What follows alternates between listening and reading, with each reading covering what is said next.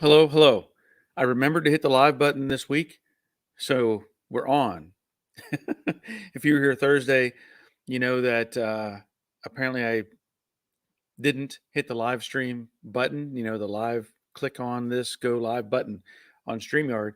And I sat here for 5 or 6 minutes talking away, and I wasn't seeing any comments, I wasn't seeing any reactions, and I realized I did not hit the start button, for the broadcast. So I got it right today, thankfully. It is Monday, November 1st, 2021. November 1st. So I hope you all had a great Halloween. If you celebrated or had trick or treaters or took people, kids trick or treating or hay rides and all that fun stuff, we like to do at this time of year. So I hope everybody that did that had a good time. We didn't do much, literally. We don't get trick or treaters. Our driveway is too long and the houses are too far apart. So we haven't had I don't think ever had trick or treaters unless it was like Roger next door with his kids. I can't remember really anybody stopping by. So anyway, November 1st, we have about 60 days left in a year. And then we start over. I hope we all get something done between that time, between now and the end of the year. I hope we all make progress on whatever project we're working on. So let me go over some rules. I say rules. We all know how this works. Those of us that have been here, those of you that are maybe joining us or new to this broadcast, this live stream, we tend to talk about classic cars. We try to focus on anything really that's made in this, generally in the 50s, 60s, and early 70s. That's kind of the bracket that I like to focus on. And, we encourage people to ask questions, or those of you that have been following along, if you have something you want to bring up and talk about, by all means do it. It's great to have more and more information and more stuff to talk about. But if somebody has a question and somebody over there or me can answer the question, they get a bell.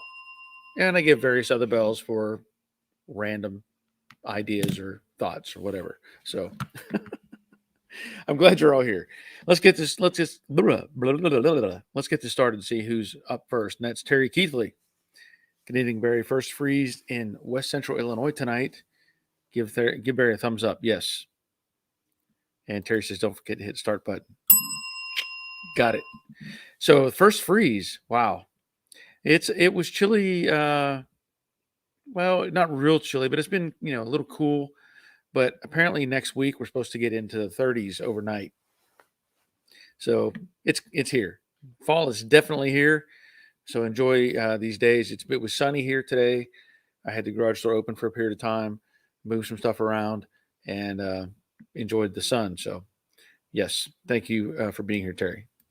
Jerry checking in from the Money Pit in Middle Tennessee. Boogie Bum, hello all from Nashville. Glad you're here.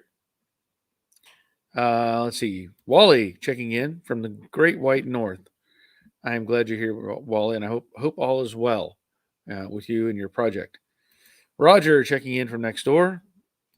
Crash Rider, good evening, everyone. I believe fall is actually here in southern Indiana. Joe Daddy's getting old, but he won't forget to hit the start button this soon. See, last week I was like just talking for 5 or 6 minutes. It's like, nobody's responding. Nandu, glad you're here. I'm going to give Nandu a bell. He's the only one with that name, so I'm going to give him a bell. Rick Stevenson checking in. I'll give Rick a bell too. There you go, Rick.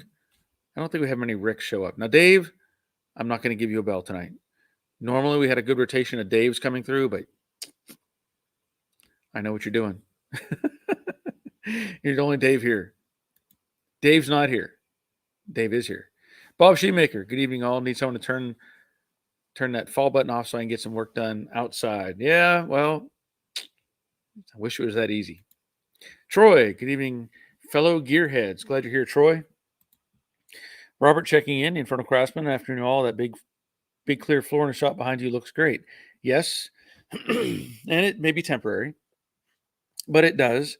I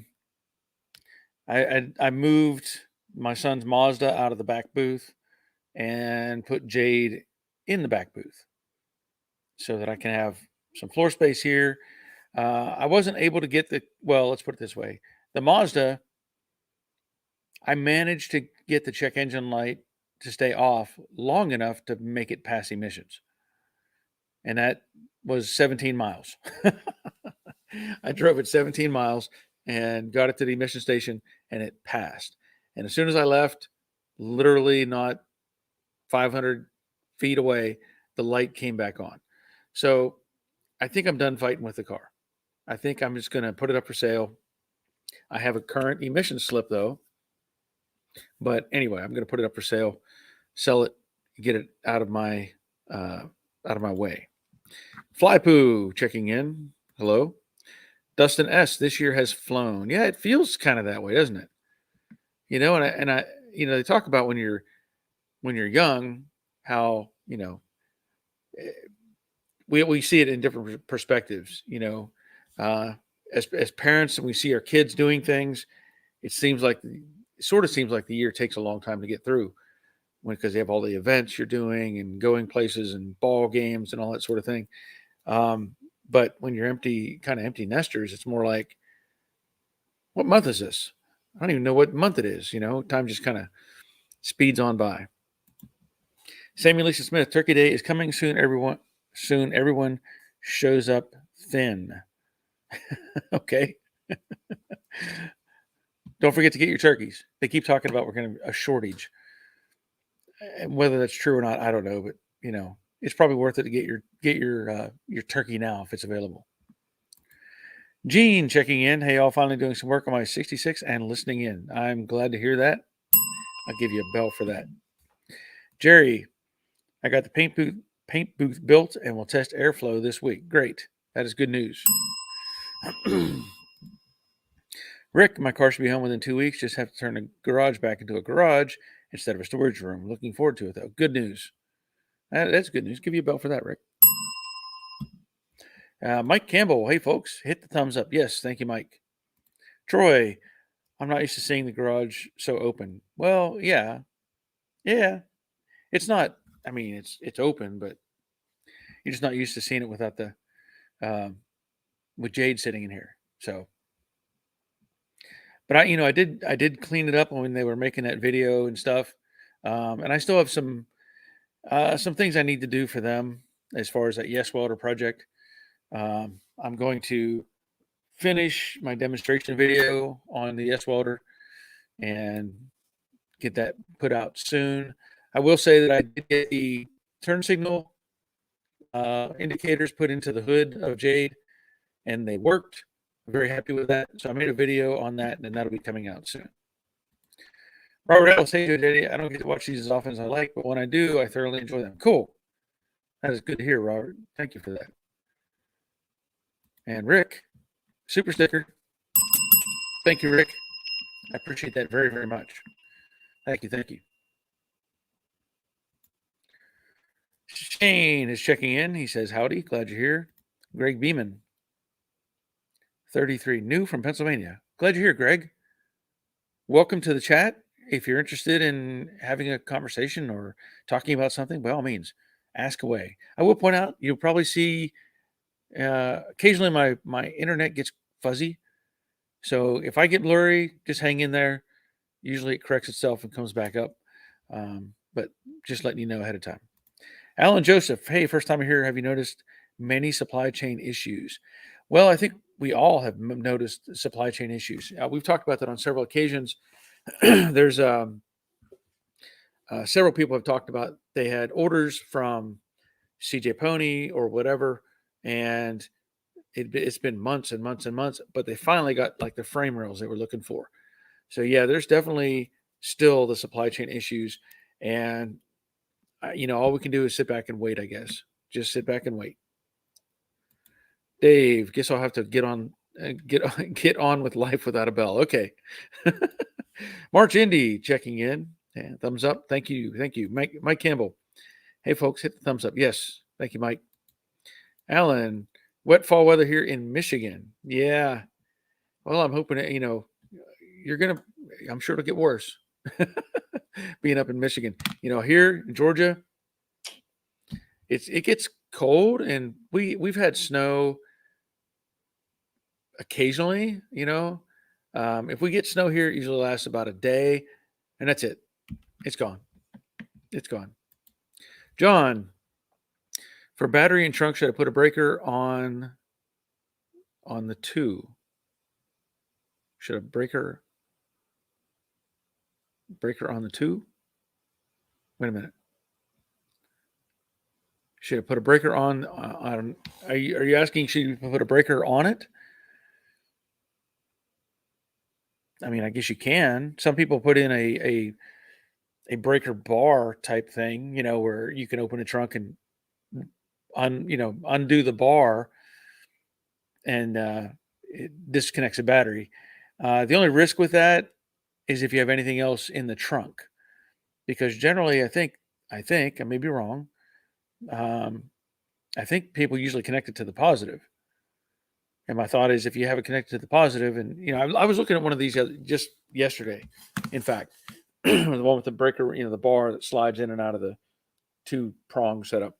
Sure, it works fine, but the risk would be if something is in the trunk and it can hit that. So you kind of have to isolate that thing into a box.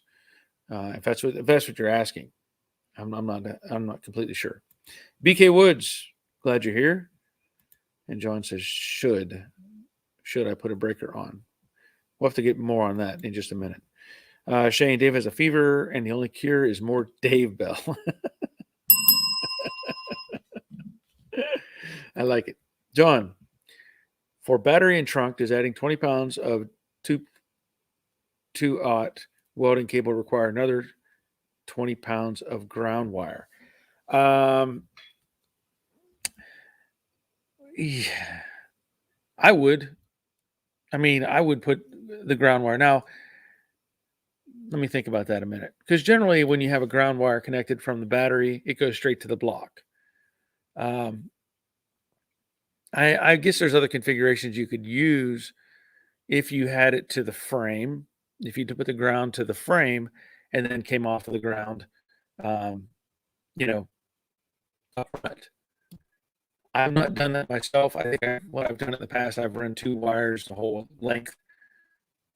But some others, I take that back. I think on my 55 Chevy, because it has a real frame, I took the ground wire to the frame and then I pulled the ground off the front. I guess it would work with the unibody cars, but I can't say for sure. Typically, I would probably put in 2 wires though.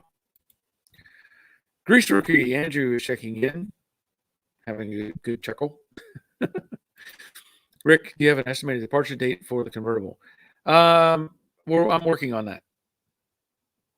I am working on that. But that's where I'm at. I'm working on that. So we're going to find out. If you haven't been keeping up, I decided I'm not going to work on the convertible anymore. I'm just not. It's just not going to work for me. So I've talked to the owner about it. I think we've come to an arrangement, and he has asked if I knew anybody locally that could take on the project. I have contacted somebody else, and they're interested. They're going to come by tomorrow and take a look at it, and hopefully things go smooth and we can make some arrangements and move it on down the road. So that's kind of the schedule right now. Joel, hey Barry, a few videos ago you hinted about a video about the RetroSound radio. How do you like the radio? Would you buy it again? Looking at buying one this week. I actually do like the radio. Now, when I put it, it's in the car. It is. I did a video on it. I did not edit it yet. Putting it in was not very difficult. The only issue that I've had, and it could be on my end, I had some issues with the way the speakers are sounding. So there's no real, it's 18 watts per channel or whatever on that thing. The speakers, 6x9s I put in the back of the car, they were a name brand something. I don't remember the name. I know I shared it in one of the videos. But I also had those in the back, and I had the dual cone or two speakers that you can put into the dash in place of the single speaker, so you have a stereo effect. And I put in the little kicker speakers in the corners that came with the car. Those speakers probably would work better with a big amp. They're not really designed for a basic, just simple little radio. But the radio itself went in fine. I like the functions of it. But when I turn it on, the speakers in the back, and again, I'm sure it has something to do with the speakers or something I did. They're kind of like almost vibrating, boom, boom, boom, boom, boom, boom, sound. But the front ones are fine. They're working perfect. They sound fantastic. So it's got to be something I did or something on my end that's causing the problem. But yeah, I like the radio. I'll point out too, when you look at those radios, I went with the basic a dial, like no dial setup. It's all digital. So when you turn it on, you get a digital readout that says, retro sound, blah, blah, blah. And then you can turn the knobs and get your AM, FM, auxiliary, whatever. There's another version of that has what looks like an actual dial, like the old style markings built in. I might have considered getting that instead of the basic thing, just for looks. I think it does the same thing. I think when you turn it on, it probably lights up and says retro sound on the backside. I doubt there's any kind of needle that moves because it's all electronic. But I think it's just for looks. So just consider that as well. But yeah, I liked it. It's a basic radio. It's not going to win you any, sound competitions. Just know that going forward. So good question. Thank you, Joel. Give you a bell for that. Jerry, my vintage air system is now out to 20 weeks. Wow. Okay. That doesn't sound fun. John, sorry, breaker on 2.0 cable. I mean, you could put a breaker on there. I'm looking at more of the cutouts type of switch. I mean, if you put a breaker, that's some heavy duty cable you're running. I don't know you'll gain anything, but I have seen other people. Call of George, I think he's got some good video on what he did on his car. He's got a 68, then he's got to build a turbo motor for it, and he put all of his stuff in the back in a trunk. I don't have a good reference point to tell you that this way or this way is better. Somebody else might have some information, but if you look up Call of George, his YouTube channel, I know he's done a video on he did a bunch of cool stuff in the trunk of his car. So I really don't have a great answer for you. Sorry. Jerry, yes, if you mount the battery in the trunk, you should have a breaker rated for the wire between the battery and the front. See, well, there you go. That's a good answer. Jerry has the answer for you. That's why we do this, so we can share information, and I thank you for that, Jerry. Rick, battery disconnect typically breaks the ground connection, not the positive. I have one of my 65 batteries still under the hood. Okay. So there you go. Great. Good information. Thank you, Rick. That's a good approach. Ish, hello. I hope everyone is well. Thank you, Ish. Jerry, no, the ground is to the frame. Therefore, you can add a ground, but it doesn't have a 2.0. You can probably get away with a number 2 wire. Or number 2. Wait a minute. The ground is to the frame. Therefore, you can add a ground, but it doesn't have 2.0. You can probably get away with number 2. Okay.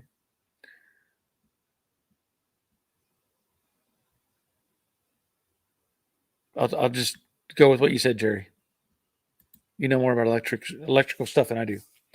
Robert, getting ready to Optiflow prime my 66 coupe. Not sure if you have any experience with Eastwood's Optiflow. I'm doing the bodywork and priming, and then going to have shop shoot color. Nervous. Okay. I have not used OptiPro, but I am interested in trying it. I'm definitely interested in trying it. So, are you nervous about you priming? Well, I think with that setup, that system, it feels like it's almost foolproof. Because I mean, you're just rolling it on. Can't be any harder than painting a house, right? I think you can get it. But yeah, I've been interested in trying that stuff to see how it works. Jerry, what size wire did you install to the rear speakers? That's a good question. It wasn't the little tiny wire that they normally give you. It was speaker wire, but it was a heavier gauge speaker wire. That much I can say. I don't know the exact number. I probably have it sitting. In fact, I do have it. Hold on a second. I go back to where my wire pile is.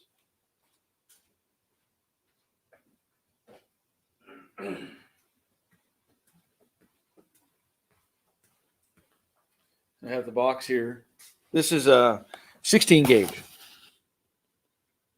16 gauge is what I used. So I don't know if there's any disadvantage to using this, but it's a regular speaker wire. And I did hook up the ground to ground and made sure I thought, well, that was right. But for whatever reason, it's making some weird sounds. And John, thanks to Jetty and Jerry doing this from small phone. It's tough with fat fingers. Sorry for misfires. That's okay. Shane, I got a left door shelf from CJ. Had to drill and tap all 5 hinge plate holes. They were too small, not typical for CJ Pony. I ran into a similar problem with the light blue Mustang. When I put those doors on, I'm trying to remember, there was something that was really, really messed up. Like the bolt holes were too small. You couldn't run the regular bolts in or something. I can't remember what it was, but I know there was a problem with something with the mounting, and I had to fight with it. So, yeah, hopefully you get all that. All 5 inch. Yeah, I think that's what it was. Is the holes were too small, and the same thing I did. But I think I used smaller bolts. I didn't go with the drill and tap. Wally, I am using a breaker equal to my current draw, not the wire. 2 O's rated at 175 amps, which is arc welder territory. That's a good point. Very good point, Wally. Using a breaker equal to my current draw.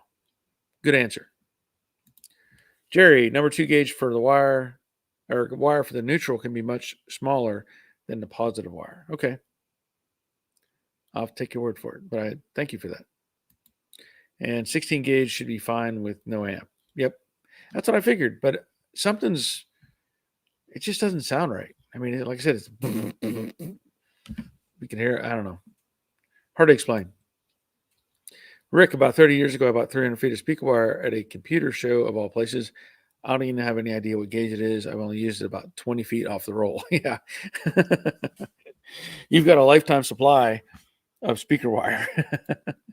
Or you could do like, back in the, what, late 80, well, early 90s, whenever they were all coming out with the surround sound systems for your home, and you'd buy the whatever brand you can label, Sony, Iowa, whatever. And, you'd have that underneath your TV, and then they'd have they'd have a subwoofer, over in the corner. You'd have like 2 front speakers, 2 back speakers, and you had to figure out how to wire them, how to make all this stuff work.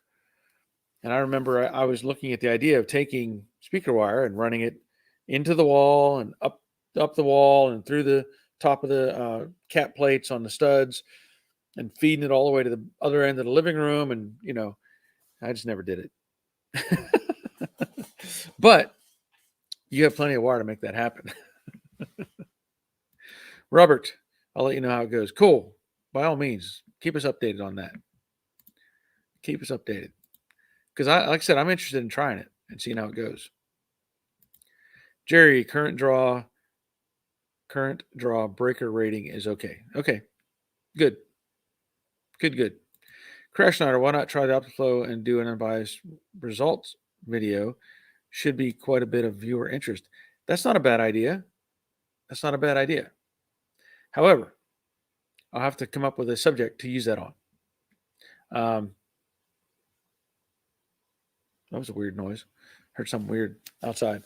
What I plan to do once we're straightened out with the convertible stuff, is I'm going to roll in the Honda Civic, get it done, get some, just some color, just panel paint, the hood, the fender, and the bumper cover, put it together, get it sold. And then I believe I'm going to roll in the basket case Camaro. So the basket case Camaro might be a good one for the OptiFlow. Might be a good one. But I'll get that in here, get all that stuff straightened out, and maybe I can try it with that. But I do want to try it and see how it works. Jerry, all you want to protect in case of short circuit between the battery and the engine. Okay. John, my TKO trans support brace is drilled for a 1/2-inch bolt, but the frame is drilled 7/16 or smaller. Seems a no-brainer, but I'm hesitant to cut chassis up. Well, the TKO trans support brace is probably drilled for the 1/2-inch bolt, so it allows for some play. I think they cheat it that way. Like they say, we'll make this hole a little bit bigger, so if you have to move it around to get it in to make it fit, you can do that. I've already done videos on the cross members and the problems with them and how they don't actually fit and stuff like that. So I think that's a way of cheating, is to make the hole a little bit bigger to give you a little bit of room to play to move it around. I would not modify the holes in the frame or cut anything up. I mean, your choices are: one, you just use the 7/16 bolts, put it in place, clamp it down, tighten it up, and live with it. Two, if you really felt the need, I would probably lean more towards welding the hole shut and re-drilling them. Just the way I look at it. So 3, going to the frame, I would not mess with the frame, because I think there's tubing inside of there, I think, that helps keep it from collapsing. So I could be wrong, though. I was wrong once before. Shane, do you think your spacer plates you put in, Jade, could be vibrating? They're not factory. I was thinking about that. But I have everything bolted down tight. I mean, the spacers and everything is really, really tight. And they're both doing it. So I don't know. I don't know what else to look at. Rick, thankfully now surround systems come with wireless speakers. Yeah, that makes a big improvement. John, should drill frame to 1/2-inch, it would seem. No, I wouldn't recommend that, honestly. I mean, you could, I guess, but I don't know. I mean, you could, but I'm gonna not recommend it. So, I would probably lean more towards welding the hole shut in the bracket and re-drilling it to fit the bolts.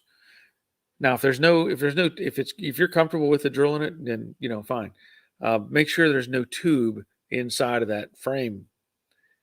If there's a piece of tubing in there, then you could really cause problems. Or you could drill it out if you really wanted to get serious. I know somebody that would do this. I do know a guy that would do this. He would drill it out big enough to put in a piece of pipe with a 1/2-inch or near 1/2-inch center hole ID. He would put that in, weld that in solid, and then use the bolts with a 1/2-inch and just kind of overkill it. But you could do that.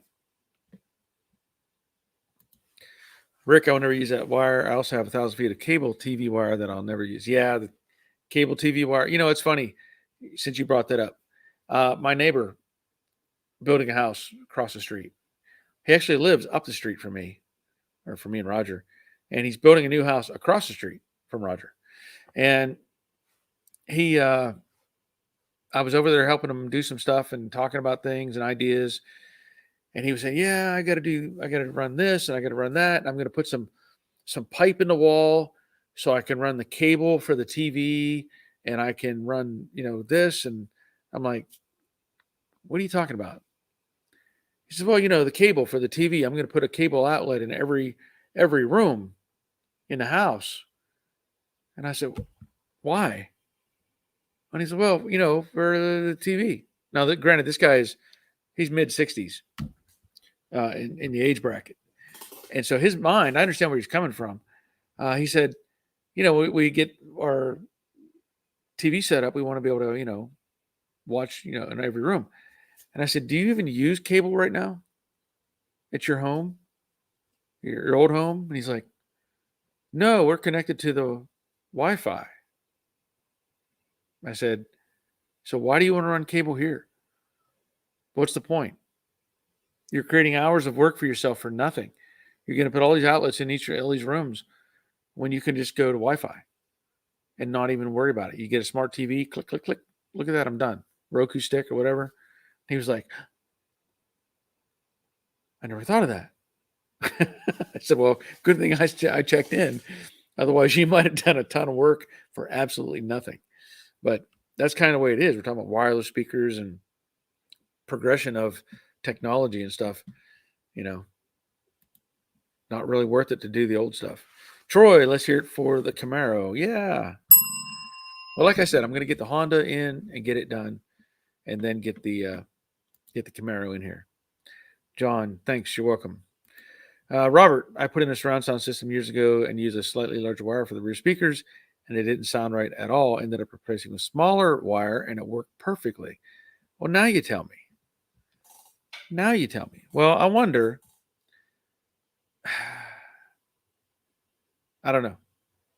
Maybe I should just go get some smaller diameter, cheap speaker wire, and just take I could take. Well, it doesn't take much to take the radio back out.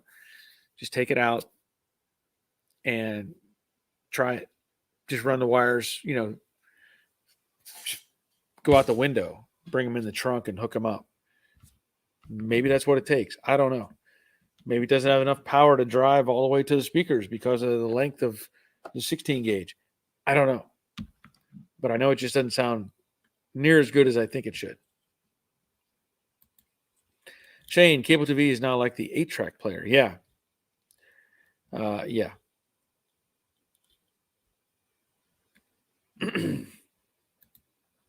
Rick, it's actually a good idea to hardwire all cable TV connections. You can send internet over coax and you get much more bandwidth. Well, that's probably a good way to look at it. I didn't really think of it that way, but I guess it makes sense. Yeah. Thank you, Rick. Wally, do the rears buzz with engine running or even when not running? It's with everything shut off. Just turn the key on. No engine running. Like I said, it's almost like, how speakers will vibrate if you put too much bass in them. You try to crank something up and it's just, making a weird vibration. That's what it's doing at low. I mean, not even maybe quarter volume. It just has this kind of, like it's out of sync or something. Ish, regarding your speakers, didn't it bring instructions? Yeah. I don't know where they're at. I always looked at it as like your speakers. What do you do? You just put wires on, right? I probably tossed all that stuff. Jack, good evening, Barry. Sitting here putting my shopping list together for the car. Good. Give me some stuff too. Let's see. Jerry, wire has an impedance, and the larger the wire, the more impedance can cause disforestation. Is that a word? Disforestation. I'm guessing distortion. I'm guessing that means you're going for distortion, not disforestation. Well, that may be that the wire is too big. Are you sure there's not a pinhole in the speaker? No, there's no pinholes. The speakers are brand new. They work fine. But I hadn't really thought about that the wire could be too big. Because I'm not running an amp. And maybe this wire is built, heavier, could be used for an amp. So I don't know. Roger, does the radio have a built-in crossover? It may be sending tons of bass to the rears. I don't think it does. It feels like it's just a basic function radio. I don't think there's any kind of special stuff going on. Robert, maybe there's a hole in the wire and the electrons are falling out. That could be. It sounds like one of our leaders in the big white house. Wally, what head unit is it again? It is a retro sound. Retro sound. I have the box.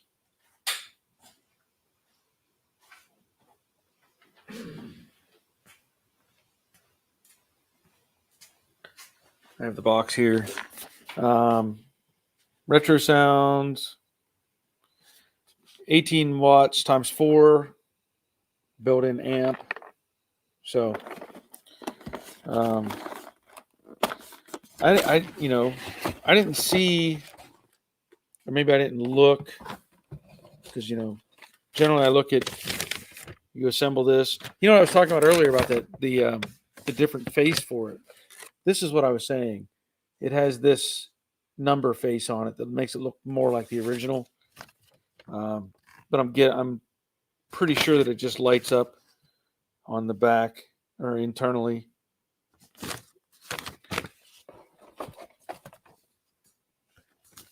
And it gives me, there's a wiring diagram, but it doesn't say. Well, it says, no, whether this means much to me, I don't know. 4 ohms, 4 ohm, blah, blah, blah. I don't know. Maybe there's something in here that says use. I don't know. I don't see anything. It just tells you how to assemble the thing, how to put it together. I don't think there's any recommendations for a speaker wire. Just put it together, blah, blah, blah. I could be wrong. Like I said, I was wrong once before.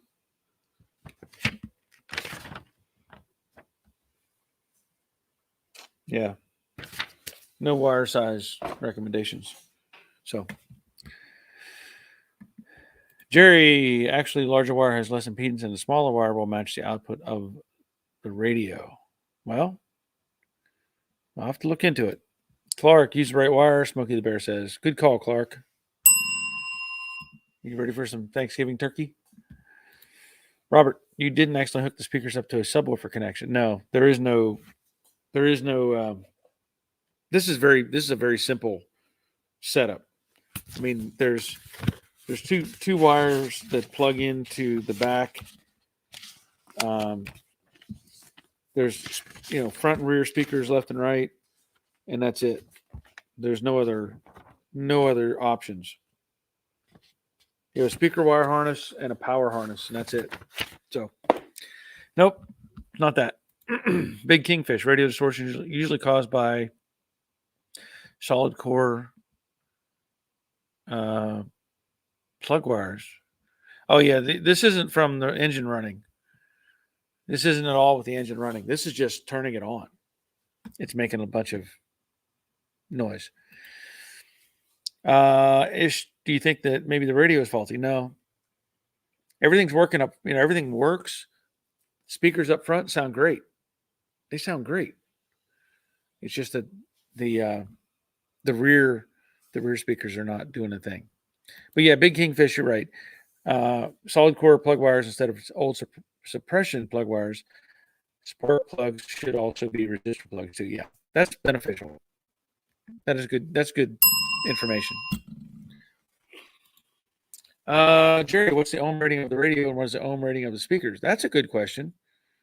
This apparently says 4 ohms. Somewhere on here I saw it said 4 ohms. But I don't know what the speaker rating is. Because I probably, like I said, I probably tossed all that information for those speakers. So I'd have to look underneath the car and see what's going on. Troy, I think you need to calibrate the flux capacitor. That should regulate the amount of neutrons flowing to the speaker. That's a good possibility. That is a good possibility. I know that when I put the flux capacitor in, it was the old version.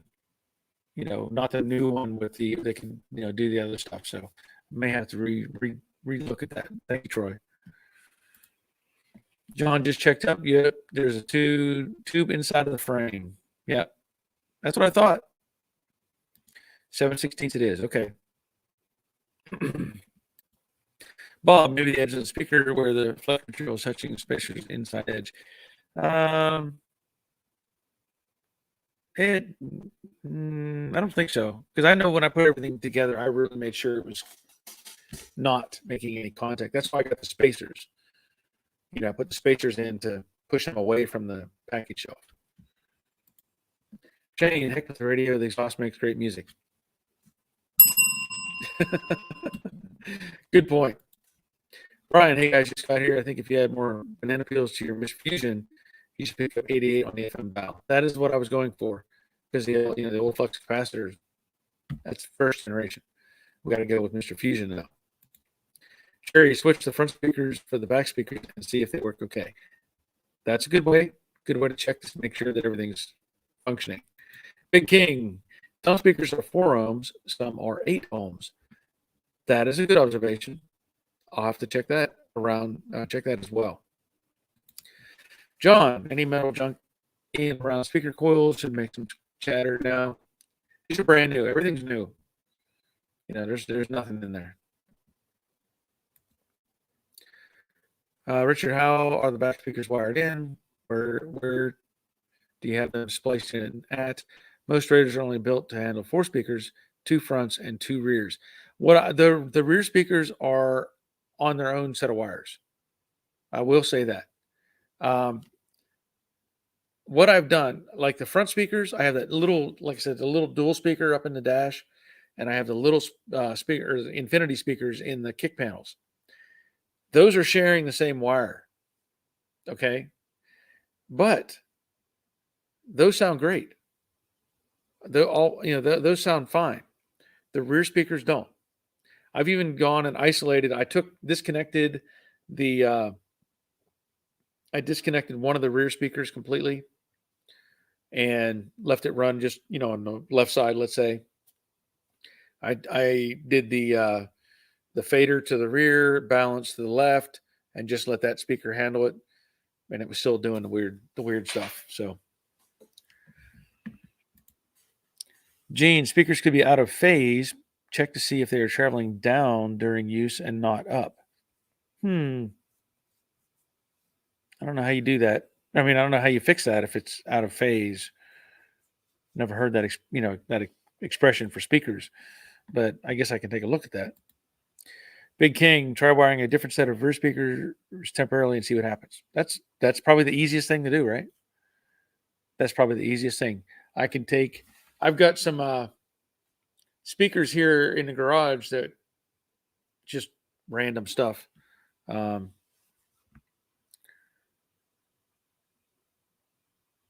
So I could easily wire in something else.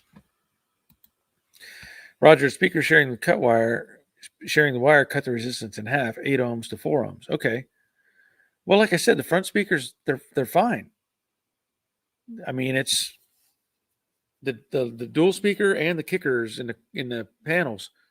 They're working. They're doing what they're supposed to do. Nandu, have you tried to connect the rear speakers to the front to see if it's a radio speakers? Not yet. I can do all that. And Gene, reverse the wires. Okay. Well, I can tell you that I've got the ground to the ground and the positive to the positive. So I would maybe something's not right. Because I was very adamant about verifying the ground on the speaker and the positive wire. Like I said, these speaker wires have a ground lead on them, or ground wire, the black on the wire. So I made sure all the grounds were connected and everything. So I don't know. Don says polarity, switch the wires. Okay. Well, that's worth a shot. I've got to figure something out because I don't like the way it is right now. I can tell you that. Rick, I have the deluxe pony interior in my 65. They don't make the deluxe kick panels with the carpet with a speaker provision. Yeah. Yeah. Well, these panels that I'm using, these Infinity speakers that are in this car in Jade, they came with the car. That's the only reason I have them in there. I don't think I have a regular set of kick panels that I could put in place of those. Otherwise, I probably would have. So that's what I went with.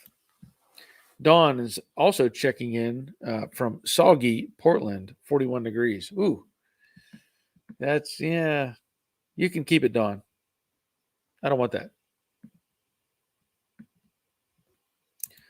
Robert, I'm still leaning toward a mounting issue. You're welcome ahead of time. Well, we'll see. I really don't think it's a mounting issue, but we'll look at it. Like I said, I went out of my way to make sure, one, that the spacers were in the right place and the speakers were away from the center of all that and everything was tight. So, I mean, it's a possibility. It's always a possibility. We'll find out. Clark, did the speakers have center cones or two sets of male terminals? It has two sets of terminals. I know what you're asking there. And, I mean, have center cones. I mean, there is a center speaker cone, I guess, if that's what you're asking. But there is a positive and negative male post on the side of the speaker. John, have Versailles 9-inch rear in coupe or in 68 coupe without modding the fenders. What rims and offset would I be looking for, or where do I measure? That's an interesting question. So a Lincoln, I guess that's a Lincoln Versailles 9-inch in coupe without modding the fenders. I don't have a good answer for that. I mean, I don't know what the width is in comparison to a stock rear end for one of these cars. So you got to start with whatever. To me, I would start with, okay, the original is 54 inches, whatever. And the Lincoln rear end maybe 55 or 56. I don't even know. So when you figure out that number first off, and then you also want to know what the offset could be. So like I think on the 68 I'm running, I have a different rear end in the car too. I don't have the stock rear end in it, but like I have a 4.5 inch offset, I believe is what it is. So you'd have to just like reduce that. If it's, 54 and you go into 56, well, you'd have to go with a 3.5 inch offset to compensate. There are things out there that can help you with that.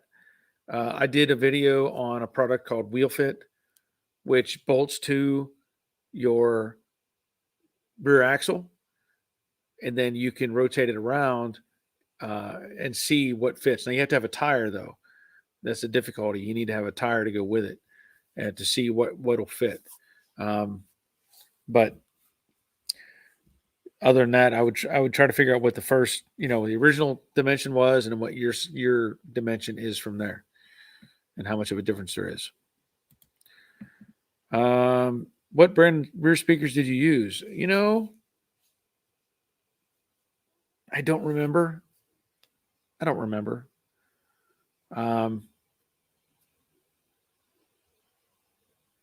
don't know. I could go back and look. It's all the way back in the shop. I could go look, but I don't remember the exact name. It was in the video that I posted. I don't remember. Sorry. Troy, my son just walked in and he had the same problem with his car. He went with a smaller gauge wire and fixed it. See, maybe that's just it. Maybe it's just the wire. It's too big. Maybe. Dawn, a one wire or I wire in crossfire style. Driver side left in front. In the rear, it's right. Okay. So you're going for that spatial sound.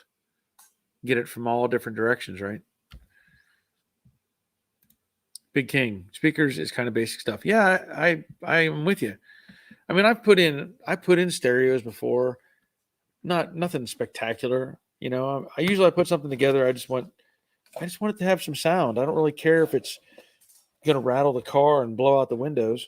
I just want to be able to hear it and not have some crazy stuff going on. Big King, if the speakers have huge magnets, it may require more power than radio is putting out. That's a thought too. Again, I'd have to see. Let me see if I can. I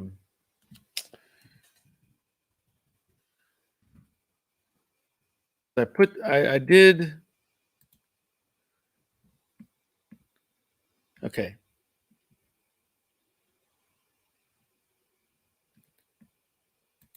The speakers are Cerwin Vegas. They're Cerwin Vegas. That much I can tell you. Let me see.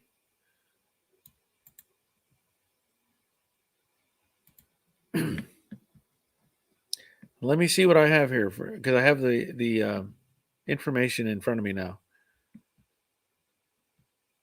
See product details. 60. Let's see. I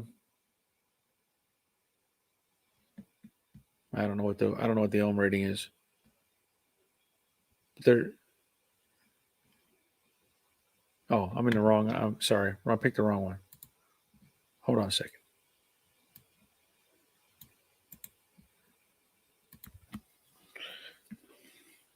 Okay, so these are Cerwin Vegas, 350 watt max, and I don't know what 350 watts max. That's about all I can tell you. I don't know what the ohm rating is on them.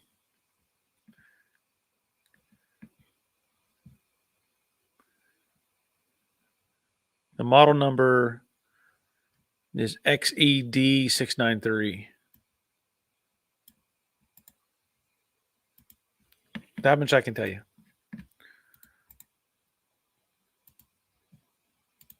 So I posted that on the right. XED693, I think, is the correct model number. Yeah. But I don't know. I don't know what the ohms are. I mean, they're not expensive speakers. I didn't want to spend a bunch of money on them. Richard, just for giggles, I'll disconnect one of the front speakers. Sounds like ohms, impedance, and matching issue. Then if the back clears up, you would have to add an amp to run 6 speakers. Okay. Well, maybe that's what I need to do. Clark, the rim tool you had would give him the measurement. Yeah, you're talking about the wheel fit. Yeah. Richard, 65 Mustang vent window. Do you have to remove the door window to remove or replace? I know on Jade you installed it with the window already in, but I'm afraid I might break the window. I think on the 65 it's a lot more complicated. I really do. I'm leaning towards you need to remove the window. I know people have struggled more with the 65 version. So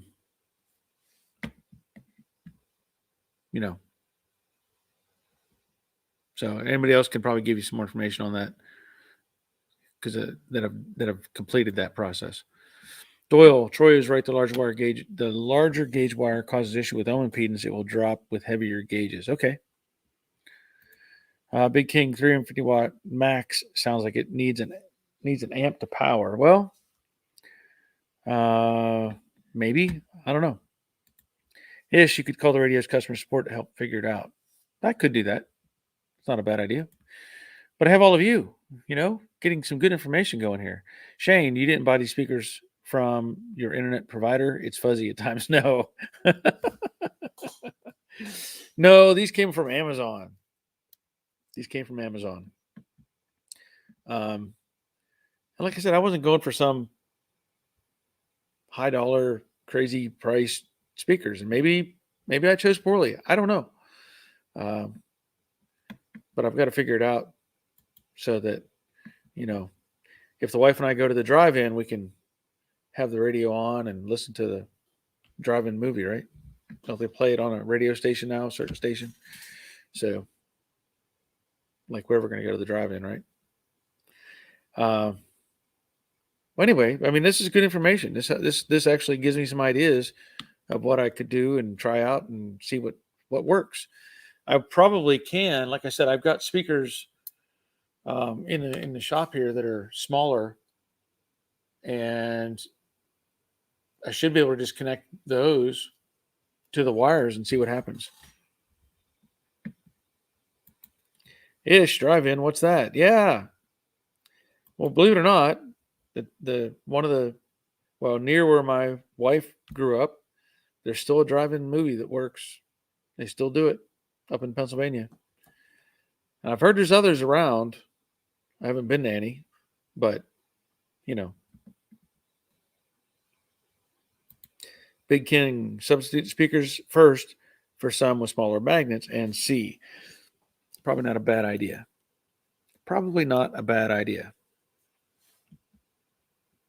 Yeah, ish. It is awesome. Yeah, they still do double features, and you're actually, when you're driving on the highway near that, you can see what's going on the big screen up there. I remember going when I was in that place has been around probably since maybe the 50s. I don't know. It's been in operation for a long, long time. Long time. Okay.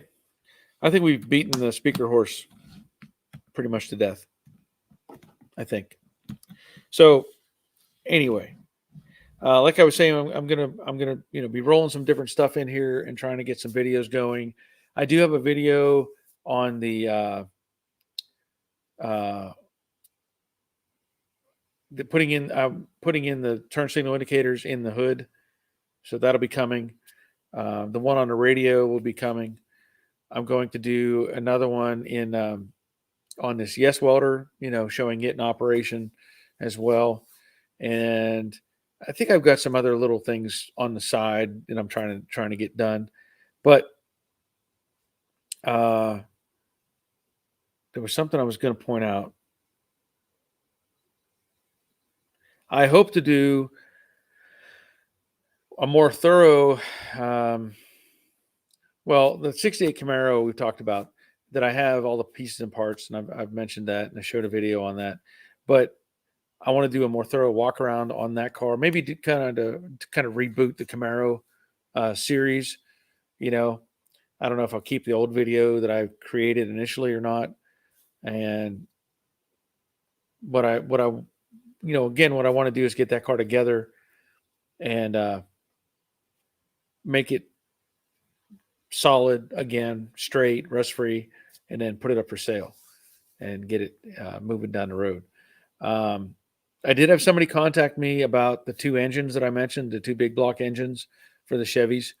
So hopefully we can get together and work that out and maybe make a deal on that. The 67 Mustang, everything is here, and if you look behind me, you'll see, there's, over there. There's the Shelby hood and stuff and the nose. And I'll point this out again. I don't plan to do the Shelby stuff on it. I don't plan to put all that on there. So Big King is the one that contacted me about the engines. Cool. Thank you for that. And I'm hoping we can get together on this. But I'm glad you contacted me. But the hood, like I said, the Shelby style hood and fender or nose piece. I have the deck lid and the extensions Those are all for a coupe. I have the side scoops.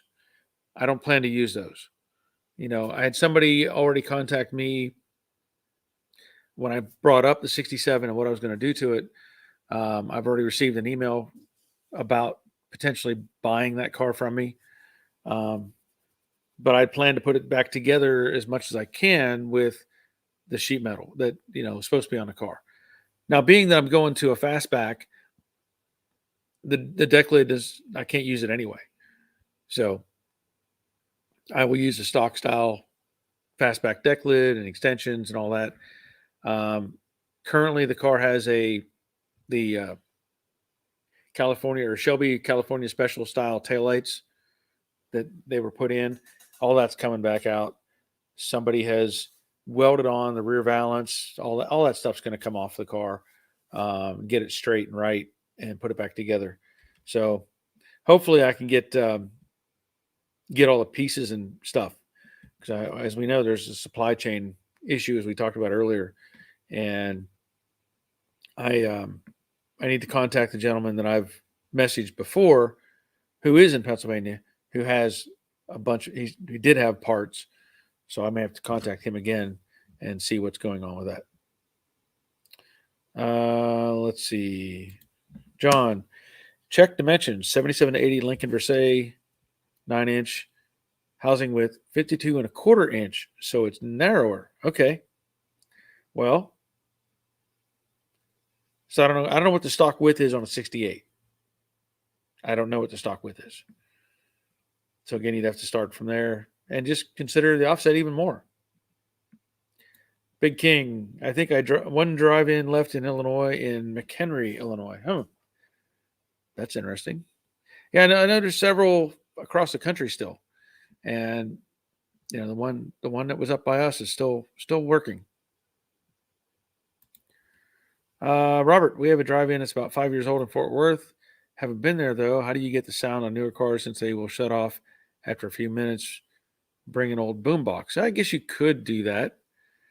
So I don't know if there's somebody that, I don't know.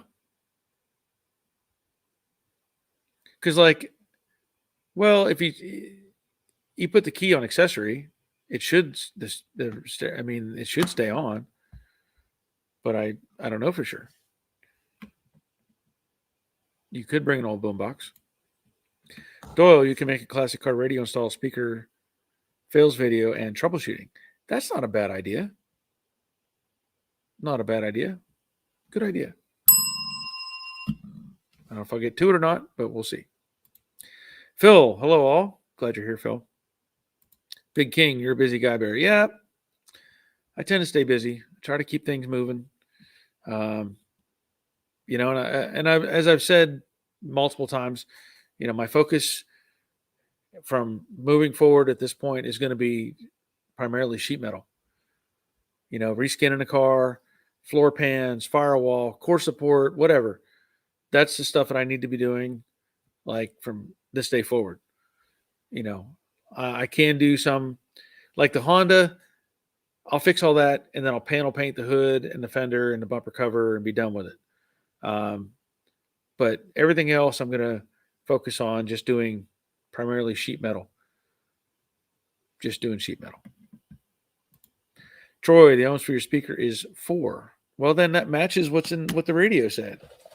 That's what this said. 4 ohms. Troy, last word on the speakers. Thank you. Jorge, what's up, all? Glad you're here, Jorge. Hope all is well with you. Clark, don't bring a boombox, just bring an old car. There you go. Gene, metalwork, my favorite. Yes. Yeah, that's the thing. I just want to do metalwork. A lot of people hate that stuff. They don't like the welding and the grinding and all that. To me, that's my happy spot. Just making stuff happen, getting things cut out, replacing it, making it right. John, what's best seat swap for modern buckets without swapping the seat pan? Okay. Well, I think people have been using the Mustang seats for like a, what is it, 2000, what, SN95 comes to mind. I think is what they're referencing, SN95 code. Um,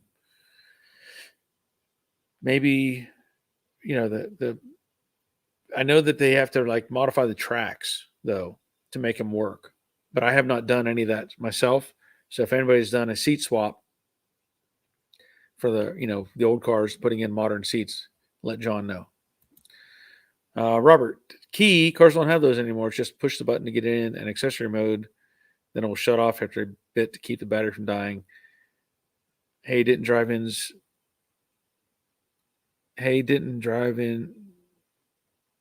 I don't know what you're saying. Driving, they didn't have this in mind with new cars, I guess is what you're trying to say. That's a good point. Wally, I did some research. Rears are 4 ohm, you mentioned. You have door speakers plus dash speakers plus rear. Are the rears in parallel with the dash speakers? That would reduce to 2 ohms, too low. The rear speakers are on their own wires. So, if you look at the wiring, you have 2 grays, 2 purples, 2 blues, 2 reds, or whatever. 2 grays, positive and negative, 1 speaker in rear. 2 purples, positive, negative, 1 speaker in the rear. And in the front, I have 4 speakers connected to 2 wires. But again, the front sounds fine. No issues. So, I don't know. Shane, enjoy watching your sheet metal work. The Camaro is going to be some good stuff. It is. And that's been a long time coming on that car. We all know that. I've said this before. Whenever I have ideas or I have a situation or a problem or something I need to solve, I tend to let it roll around in my head, like subconsciously. And I've had the Camaro rolling around in my head for years now as to how I want to attack it. And I think I have a game plan. I'm pretty sure I have a game plan. But I need to get it in here, get it apart, and get moving on it. So it's going to be a lot of dissecting. You've seen the car. If you've seen the basket case, you already know the roof skin is off, the quarters are off. It's just an inner shell of the car, and the whole left side has to come off. Well, for the whole left side to come off, you have to take the dash out. That dash has to come out of that car. So there's a whole bunch of little things. So I have to figure out how to brace this car. First, I want to make sure it's square, right? As much as I can. And then I'm going to have to figure out how to cross brace this car to keep what's there in place. And then get the side of it off with the dash out and all that stuff. So it'll be a good puzzle. It'll be a good puzzle. Dawn, make sure no speaker wires are grounded or short at the ground. Yep. Yeah, those have been that's not an issue. I know that. They're all that's good. Doyle, what is the best to coat floor pan? Pour 15 or Rust-Oleum professional grade. I know Pour 15 does not have a shelf life after opening the can. You talking about the underside of the floor pan, I guess? I'm assuming. I mean, yeah, Pour 15 will work. Rust-Oleum will work. Depends on what your next level is. Like, are you going to add any kind of undercoating or anything like that? Because I think whenever you like Pour 15, I don't think you can top coat that stuff. Like if you sprayed it with undercoating, I think eventually it's going to work off because that stuff is so kind of slick that it'll kind of work its way loose. So think of it from that angle as well. Now, the Rust-Oleum professional grade, I don't know. I've never messed with that stuff. But I know that the Pour 15 gets hard and kind of feels slick at the end of the day. So consider those things. Yeah, Crash Rider is saying that Wally did a seat swap in his Mustang, and he did, and it was a great seat swap. He said, "Okay, thought it was a load issue. Since it is not, I go for bad rear speakers." That's we'll get to it one way or another. I'm gonna have to figure it out. Wally, I have Lincoln MKX front seats that have been reupholstered to look like 68, and those look fantastic. So if you haven't seen Wally's videos on the 68 Mustang restoration, his convertible, go check it out. Those seats turned out amazing. Jeff, thanks, man. I appreciate that very, very, very, very much. Thank you, thank you, thank you. Thank you. Doyle, inside. Okay. Well, then either one will work on the inside. You know, I've done one car where I just sprayed primer inside, like a high build primer on top of everything, and it worked fine.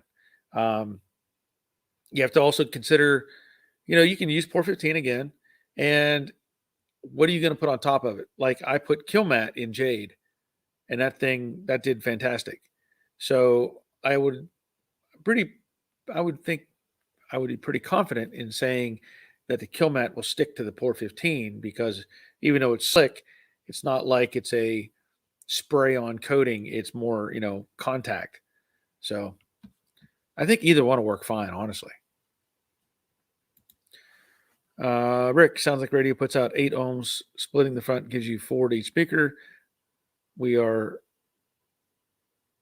speakers maybe 4 ohms and getting 8 from the radio.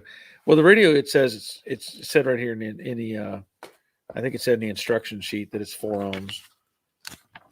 I think somewhere, but we're going to move on from that, because I've got to, before I can really resolve it, I probably need to do this troubleshooting stuff we talked about, trying different speakers, checking the wire, trying different size wire, stuff like that. But I get what you're coming from. It could be that it's splitting the front. Could be causing problems for the rear, I guess. Maybe. I don't know. Scott, greetings. I just found your channel. I'm starting to plan restoring my first car, a 65 Mustang with a 229 two-barrel and split bench seat. Well, good for you. Glad you're here, Scott. There are plenty of videos on my channel. Lots and lots of videos. I think there's over 1,000 videos on my channel. It's hard to believe, right? It's really hard to believe. There's over 1,000 videos. Now, some of them are, Camaro related. Some are doing, weld repairs or various other things, but a lot of it is Mustangs. So there are several video series you can watch. The light blue Mustang, that really was an in-depth car. Then after that was the Mystique Mustang, so you can take a look at that. You can look at the Brooklyn Pony series if you want. That's about. I started with door hinges on that car. That's all I had, was a good set of door hinges, and even those needed rebuilt. But there's plenty on there that could probably help you with anything you're doing on your car. So welcome. Let me give you a bell for being here. John, thanks for seat ideas. It's been a while since it's been driven. Glad to think about it. Yeah. I've had ideas, for different types of seats as well. A lot of debate goes into high back seats with a headrest, which I would recommend. My 68 does not have those right now because the seats are probably 65 or 6. But you should have something with a headrest built into it, just for if you ever get rear-ended, so you don't snap your neck. Shane, no more speakers talk unless you're Angus Young. Yes. Yeah, wait a minute. There we go. I agree. Scott, I'm watching a lot, trying not to get intimidated. Yeah, don't overthink it. I know that people sometimes watch what I do, and on one side of the fence, they go, "Oh, that's a lot of work, and that's really hard." On the other side, they're like, "Oh, he can do it. I can do it." So you got to kind of find your happy spot. What you work with. I do try to show things so that almost anybody can do the task. If you've got some welding skills, if you need to weld stuff or stuff like that. But yeah, hang in there. Keep watching. Big King, I'd give you a bell for 1,000 videos. Yeah, I'll take it. It really is kind of hard to imagine that. Because the first video I put out was probably, the first video, if anybody's ever seen that, it's just a joke. It's meant to be funny. And just goofing around. But, soon after, because I've been putting videos on, I don't know, 2007, I think, is when I first started making videos on kind of things. And, it just kept on going and going and going. And of course, I have them on my other channel too. And that's everything. It's not car related. So if you want to check that out, go check onto Joe Daddy's Workshop. That's my other channel.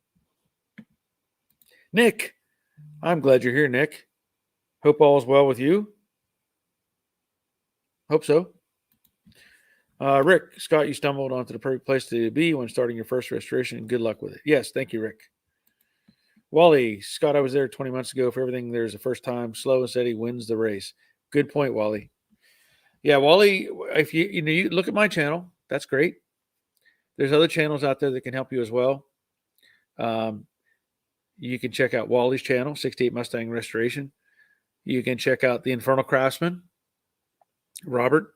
He's building I think a 65 or 6, same car, building one of those. And of course, Grease Rookie Garage, Andrew, you can watch some of his stuff.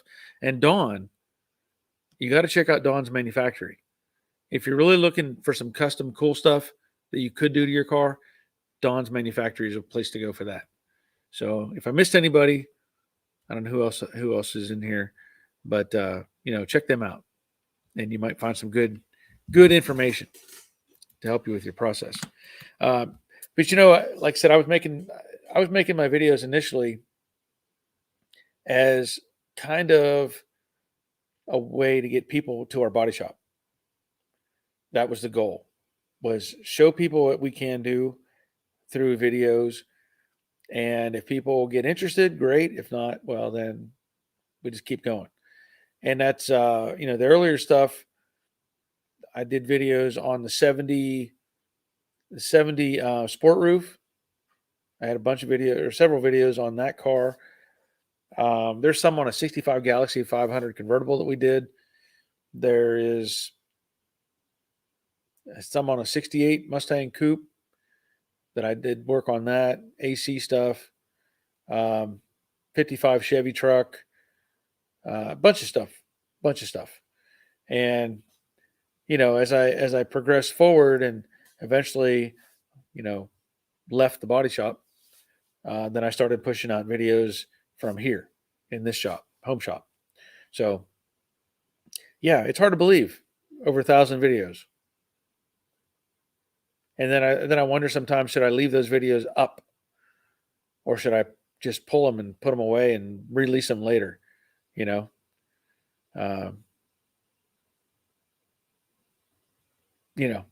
I've thought about that too.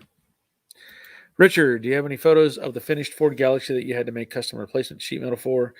You were still working on in the body shop. The last video showed it about 85% done. I do not. I don't know. The car's done. I will say that. I know it was finished. But I did not get to see it put together. It was like I said, about 85% done, but I did not get to see it completed. I don't even know who I could contact on that, because the owner of the car, well, I'm not gonna put his name out there, but his father was a wealthy restaurant owner, and he inherited the business from his dad. So, and it turns out that car was the first new car his dad had ever bought. First new car his dad ever bought, 65 Galaxie 500.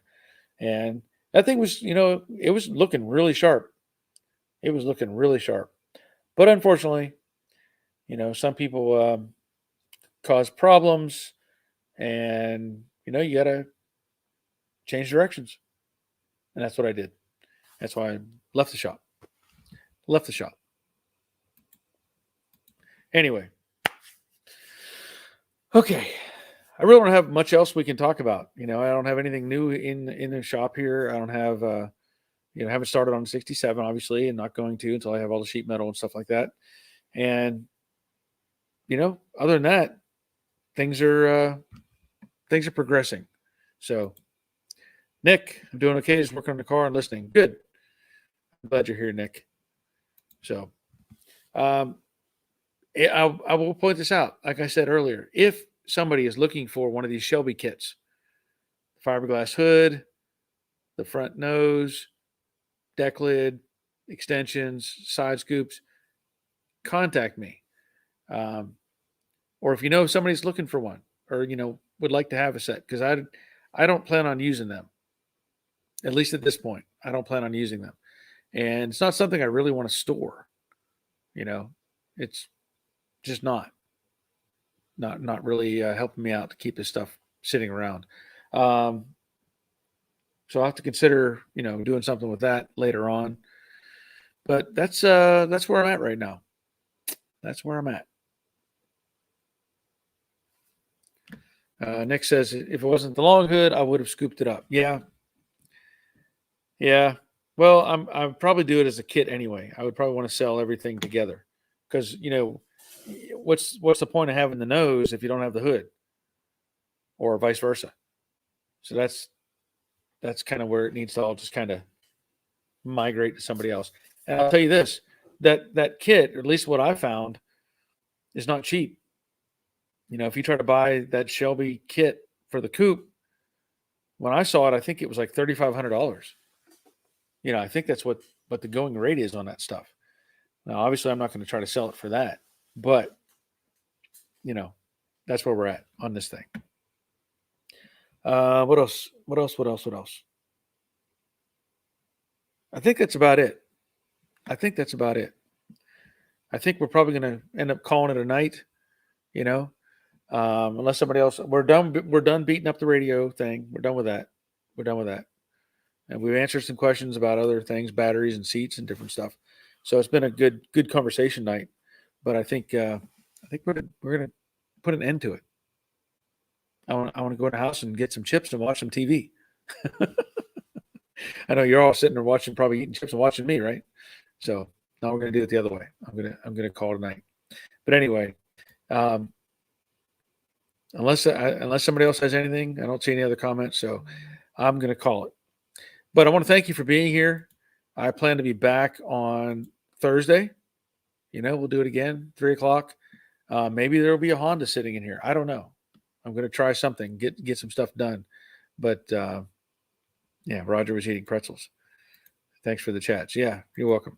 So anyway, we'll see you on Thursday, and I'll get something else in here. But until next time, take care of yourselves. See ya.